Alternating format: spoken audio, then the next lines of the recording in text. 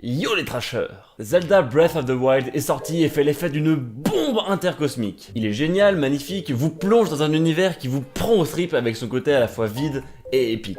Oui, le jeu est très vide. Il y a beaucoup de grandes zones sauvages, il y a très peu de villages, on peut passer plusieurs heures sans voir personne, et c'est ce qui fait son charme, entre autres. Ce jeu est un véritable hommage à Zelda 1 qui fonctionnait comme ça aussi. Vous commenciez seul, vous rencontrez un vieux, et puis bim, débrouillez-vous. Aujourd'hui, c'est à notre tour de lui rendre hommage, on va parler de Zelda premier du nom. Enfin, plutôt de gros plagiat de ce jeu, car il y en a eu beaucoup. Mettez un pouce bleu, et allons-y. Dans Zelda 1, vous devez récupérer des morceaux de la Triforce, un objet légendaire, dispatché dans un monde ouvert et caché dans des donjons. Le déplacement se fait en vue de dessus et de case en case, où il y a des monstres à tuer et à esquiver. À la fin, vous tuez un grand méchant et tout le monde est content. Et pour le jeu dont je vais vous parler aujourd'hui, Golden Axe Warrior sorti en 1991 sur la Master System, eh bien il suffit de remplacer quelques mots à ce que je viens de dire avant pour le décrire. Dans Golden Axe Warrior, vous devez récupérer des cristaux, dispatchés dans un monde ouvert et cachés dans des donjons. Le déplacement se fait en vue de dessus et de case en case, où il y a des monstres à tuer et à esquiver. À la fin, vous tuez un grand méchant et tout le monde est content. Et pas tant. Je sais pas si vous connaissez Golden Axe, mais à la base, c'est un beat'em all avec plein d'ennemis qui vous foncent dessus et en vue de côté. C'est absolument pas un RPG et quand Zelda est sorti et a eu son petit succès, ces gars on a fait un Zelda-like. Coïncidence?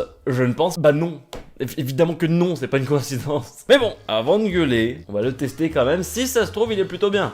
Blabla, un royaume, blabla un trade, blabla 9 cristaux, puis vous voilà déjà dans le jeu. Oui, c'est exactement comme Zelda, sauf que là, y a vraiment pas mal de gens à qui parler. Il y a le gars qui permet de sauvegarder, celui qui vend les objets, celui qui te dit au revoir. Bon bah salut. On n'a pas plus d'explications, on se balade, on tue des monstres, on récolte des items, bref. Ce que je ne dis pas, c'est que c'est très dur, les contrôles sont horribles et tous les mobs te défoncent. Non, franchement, c'est hardcore. Ouais, enfin disons plutôt que t'es nul à chier. Comme dans Zelda, il y a des donjons qui ressemblent exactement à ceux de Zelda avec des salles où faut tout tuer. Et à la fin, on a un boss que j'ai personnellement jamais réussi à passer, sauf si tu utilises une super technique très difficile. Tu rentres dans la salle, tu l'attends, et tu fais...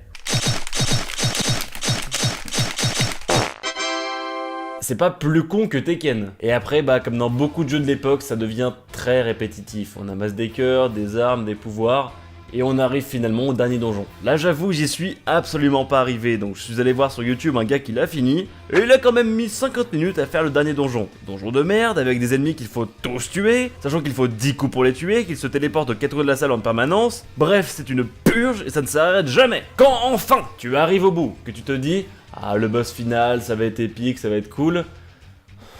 T'as le droit à... ça. Bon, et bien ce jeu, il est pas mal. Bon, il a énormément vieilli, donc je peux que vous conseiller d'essayer si vous êtes fan de rétro, sinon de passer votre chemin car il va vite vous saouler. Cela dit, si on devait le comparer à Zelda, je vais vous dire un gros truc, je le trouve presque mieux. L'inverse aurait été étonnant car c'est une copie de Zelda avec 50 décalages, mais quand même ils ont rendu les donjons plus rapides, plus cool, le déplacement se fait mieux, et des vrais dialogues, mieux que ça.